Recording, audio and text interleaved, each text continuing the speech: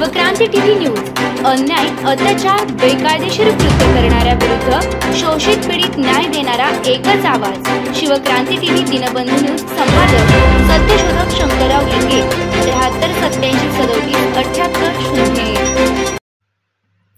दहशतवादाविरोधात केंद्र सरकारने ठोस कारवाई करावी या मागणीसाठी मुंबईतील हुतात्मा स्मारक इथं मोठ्या संख्येने नागरिक जमले होते।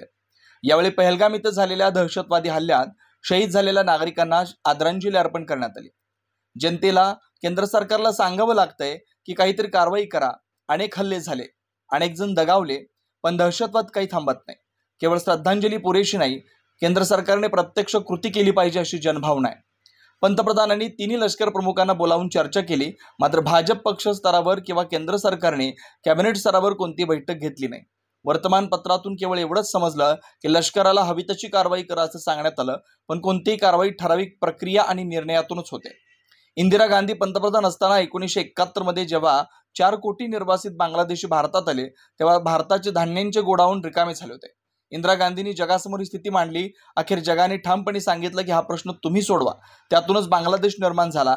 ही संधी त्यांनी ओळखली। आज अशीच ऐतिहासिक संधी पंतप्रधान नरेंद्र मोदी यांच्या समोर आहे। केंद्र सरकारने कच खाऊ नये। जर युद्ध खर्चिक बाब आहे असं केंद्र सरकार म्हणत असेल, तर आम्ही विचारतो की तुम्ही 63,000 कोटींची राफेल विमाने घेतली, जी 2030 ला भारतात येणार आहेत। त्याऐवजी तो पैसा आजच्या कारवाईसाठी वापरावा। लोक सरकारसोबत उभं राहतील। सरकारने एक पाऊल टाकावं, लोक 2 पाऊल टाकतील। जग पाकिस्तानकडे एक आतंकवादी देश म्हणून पाहतोय। आज निर्णय घेऊन मोदींनी इतिहासात आपलं नाव अजरामर करण्याची संधी साधावी। लष्कर सज्ज आहे, पण निर्णय घेणारी कॅबिनेटची मानसिकता तयार होणं आवश्यक आहे। दिनबंधू न्यूज संपादक सत्यशोधक शंकर आलिंगे 7387377801।